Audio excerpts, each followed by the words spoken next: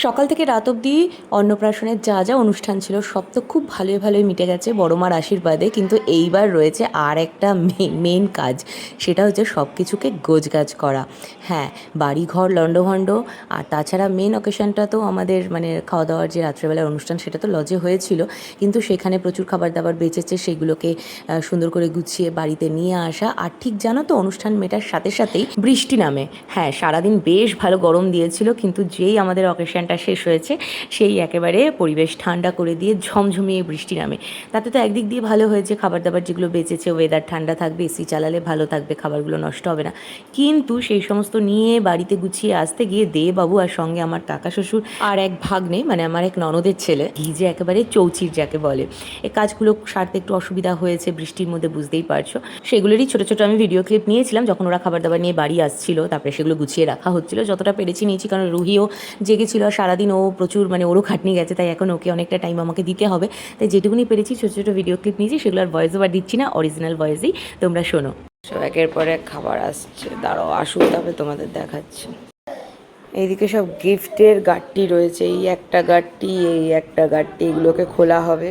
আর ঘরেও তো প্রচুর রয়েছে, সেগুলো সব একসাথে খুলে তোমাদের সাথে আনবক্সিং করবো। আর এইদিকে সব মালপত্র আসছে, এই যে এখনও সব আসছে, ঢুকছে। পাখি, তোমার ঘুম কোথায়? হ্যাঁ, তুমি শুধু আউ আউ করে যাচ্ছ। ঘুম কোথায়? ঘুম কোথায়? ঘুম কোথায়? ঘুমটা কোথায়? এই যে দেখো, তোমাদের যেগুলো মেনু কার্ডে দেখিয়েছি, এই যে কাবুল রোল, তার সঙ্গে এই যে মালাই পরোটা, এখানে রয়েছে হচ্ছে মটর পনির, এই যে সাদা ভাত, তার সঙ্গে এখানে হচ্ছে দই কাতলা, এখানে হলো বাসন্তী পোলাও, এর সাথে খাওয়ার জন্য এখানে আছে হচ্ছে এই যে দই কাতলা, আমি যা সাইড থেকে একটু নাড়িয়ে দেখাচ্ছি। এইখানে আছে হচ্ছে চিকেন কষা, হচ্ছে ভেজ খাবে যারা তাদের জন্য ছিল হচ্ছে ফুলকপি রোস্ট বা এরম টাইপেরই কিছু। এই যে এখানে হচ্ছে চিকেন কষা, এখানে আছে পাঁপড়, আইসক্রিম, রসগোল্লা এক গামলা, তার সঙ্গে এখানে বেঁচেছে হচ্ছে এত মিষ্টি। আরও অনেক কিছু ছিল, কচু পাতা, চিংড়ি টিংড়ি, জানি না ওগুলো বেঁচেছে কিনা, বাঁচলে পরে তোমাদের দেখাবো। আর মনে হয় শেষও হয়ে যেতে পারে। যাই হোক, চলো ফ্রেশ হয়েছি। মেয়ে এখন ঘুমোবে না, তার এত ঘুম পেয়েছিল, সে এখন খেলে বেড়াচ্ছে, শুধু পাখির ডাক এটা ওটা করে বেড়াচ্ছে।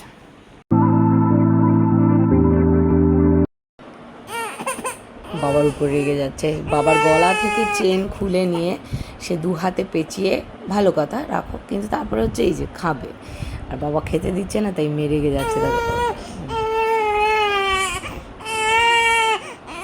ওরে তেজ রে, দাঁড়া দাঁড়া দাঁড়া, একটু ধরতে দে, একটু ধরতে দে। এটা হলো পরের দিনের ভিডিও, অন্নপ্রাশনের পরের দিন। আর দেখো, এক রাতের মধ্যে মেয়ের দুষ্টুমি যেন কয়েক গুণ বেড়ে গেছে। অন্নপ্রাশনের পরে বড়রা বলে যে বাচ্চারা অনেক বেশি দুষ্টুমি শুরু করে দেয়, অনেকটা যেন পেকে যায় রাতারাতি। তো মেয়ের সাথেও সেটাই হয়েছে। আর জানো তো, আমি তো এমনিতে প্রত্যেক দিন এতদিন ডেইলি ব্লগ সেইভাবে শেয়ার করতাম না, এখন নতুন এই রুহি কথা ইউটিউব চ্যানেলটাতেই তোমাদের সাথে ডেইলি ব্লগ সারাদিনের শেয়ার করা শুরু করেছি। তো সেই জন্য এখনও অবধি পুরোপুরি রপ্ত করে উঠতে পারিনি যে এই যে পরের দিনের যে ভিডিওটা আমি নিচ্ছিলাম, শুরুতে যে হ্যালো গুড মর্নিং সবাইকে, আজকে আরেকটা নতুন দিনে তোমাদের সবাইকে স্বাগত, এই যে বেসিক ফর্মালিটিগুলো, এইগুলো না আমি ভুলেই যাই করতে। এখন যখন ভিডিও এডিট করতে বসেছি, তখন মনে পড়লো যে আরে এইগুলো তো আমি বলিনি, এগুলো তো করিনি। কাজে নতুন দিন, আরেকটা যে নতুন ব্লগ শুরু হয়েছে, যেটা তোমাদের সাথে এই ভিডিওতে আমি অ্যাড করে দিচ্ছি, সেটা তোমরা বুঝবে কী করে। তো সেই জন্য এখন ভয়েস ওভার দিয়ে তোমাদেরকে বলতে হচ্ছে। তোমরা প্লিজ এগুলো একটুখানি এখন আমাকে ক্ষমা ঘেন্না করে দিও, আস্তে আস্তে এটাও আমি শিখে যাবো।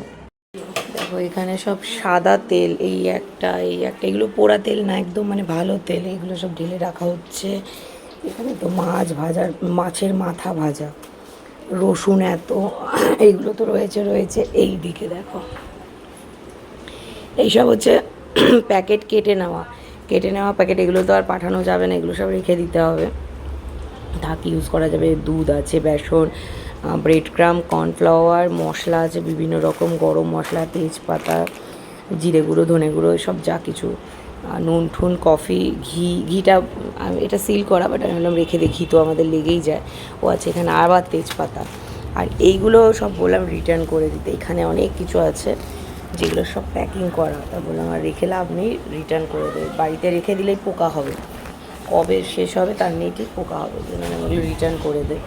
এছাড়া এখানে ময়দা টয়দা বেচেছে, এগুলো দিদি সব ডাব্বা ডাব্বা করে করে করে করে রেখেছে। এই দেখো এখানে আবার এটা সর্ষের তেল বেচেছে, তো এটাও আবার ঢালতে হবে, আপাতত মুখটা এইভাবে ঢেকে রাখা রয়েছে। আর এইদিকে আইসক্রিমের কোন, এই প্যাকেটটা খালি করা হয়ে গেছে, আর এইটার মধ্যে আছে হচ্ছে চাল, এইগুলো সব দেরাদুন চাল আছে আর পাঁপড় আছে, এগুলো সব গুছিয়ে রাখতে হচ্ছে সব। এখন সকাল থেকে এইসবই চলছে, রান্না করা খাবার যেগুলো রয়েছে সেগুলো সব সবার মধ্যে, ফ্যামিলির লোকজনের মধ্যে ডিস্ট্রিবিউট করা হচ্ছে, কিছু ভাইদেরও বলা হয়েছে খাওয়ার জন্য, তো এইসব গেল। আর কি বলে, এইগুলোকে গুছিয়ে রাখা আছে, এইসব করে নিই, দুপুরবেলাতে বসবো গিফট আনপ্যাক করতে, কারণ বাড়ির বাচ্চাগুলো আর বিশেষ করে ওর বাবা এগুলো ভীষণ পছন্দ করে, মানে সেই বাচ্চাদের মতো করে, কতক্ষণে দেখবো, এইসবের জন্য দুপুরবেলাতে খাওয়া দাওয়ার পর ওগুলো সব দেখতে বসাবে। এখানে এতগুলো আবার জলও বেঁচেছে রে বুবাই, জলের বোতল। চলো যাই, পরে আবার দেখা হচ্ছে। এইটা হচ্ছে বেসিক্যালি আমাদের এখন ভাড়ার ঘর হয়ে গেছে। দেখো এই দিক দিয়ে টেবিলের উপর দিয়ে, এদিকে আসলে এই দিক দিয়ে সব খাবার আর খাবার ভর্তি। আর এই ঘরটা না কাল রাত্রি থেকে এখন বাজে হচ্ছে বেলা 12টা, পুরো এসি একদম চিল্ড করে দিয়ে চালিয়ে রাখা, যাতে মানে সব খাবার নষ্ট না হয়ে যায়, হালকা খুলে খুলে ঘর আটকে দিয়ে রাখা, যাতে খাবারগুলো ঠিকঠাক থাকে। তো আমি এখন সবার আগে আজকে খাবার দেওয়ার জন্য চলে এসেছি হচ্ছে বুড়ি দিদা। আমার সাথে সাথে তোমরা অনেকেই জানো বুড়ি দিদাকে, যারা জানো না তাদেরকে আজকে আরও একবার দেখিয়ে দেবো, আর যারা জানো তারাও অনেকে বলো বুড়ি দিদাকে দেখাতে, দেখিয়ে দেবো। তুমি মজার ব্যাপারটা কি জানো, আমি তোমাদের সবসময় বলি বুড়ি দিদাকে আমি ভগবানের জায়গায় রাখি, আমি আমার লক্ষ্মীর জায়গায় রাখি। তার কারণ হচ্ছে, অনেক তো কারণ আছে, একটা ছোট্ট কথা বলি, আমার স্বাদ বলো, রিওর জন্মদিন বলো, এই যে মামার মুখে ভাত, কোনোটাই কিন্তু বুড়ি দিদা জানে না যে আজকে হবে, ডেট কিন্তু জানে না, কিন্তু দিদা ঠিক তার পরের দিন চলে আসে আমার বাড়িতে। আমি মনে করি আমার এইগুলো প্রসাদ আমি ভগবানকে নিবেদন করব, আর ভগবান সেটা মানে কি বলবো, সার্থক আর কি, ভগবান সেটা নেন, ফিরিয়ে দেন না। তো এই যে বুড়ি দিদার জন্য গুছিয়ে নিচ্ছি। তবে হ্যাঁ, আমি বাটি এখন দিতে পারছি না, বাটির অভাব হয়ে গেছে। এই দেখো একদম সেই মানে নতুন যে প্লাস্টিক, সেই প্লাস্টিকের মধ্যে করে সব খাবারগুলো গুছিয়ে নিয়েছি, আর একদম ভরে ভরে দিয়ে দিচ্ছি, পোলাও থেকে শুরু করে এভরিথিং। আর দেখাচ্ছি না ডিটেলে, তবে হ্যাঁ বুড়ি দিদা শুধু একা না, তার ফ্যামিলির সবাই যাতে খেতে পারে ওইভাবেই দিদাকে এখন গুছিয়ে দিয়ে দিচ্ছি। তো দেখাচ্ছি তোমাদের বুড়ি দিদা এসছে যে, আর প্রত্যেকবার এটা হয়, দিদা কিন্তু জানেই না যে আমার বাড়িতে কাল অকেশন হয়েছে, কিন্তু দিদা ঠিক এসছে, আর আমি এটা জানি যে দিদা ঠিক আসবে। এর মধ্যে মিষ্টি টিষ্টি রয়েছে, চাটনি, আইসক্রিম, এইগুলো তো দেওয়া যাবে না, কারণ পড়ে যাবে, গলে যাবে, তো সেই জন্য তারপরে সমস্ত জিনিস গুছিয়ে দিয়েছি।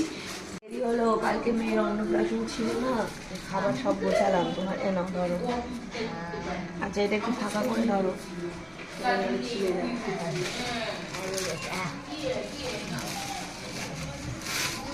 সব খাবার আছে, ঠিক আছে, খেয়ে নিও। বাবা খুব গরম করে তেল এমনি এমনি করো, একটু শুকনো করো, ব্যথা কম হয়ে যাবে। কেন অনেক কি করবো দেখো,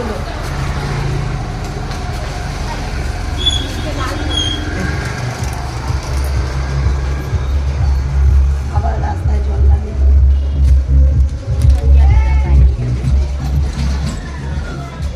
দিদা এখন বেরিয়েছে, সেই সন্ধ্যাবেলা বাড়ি যাবে, সাথে একটু জল থাকলে সুবিধা, খাওয়া দাওয়া করে জল খেতে পারবে।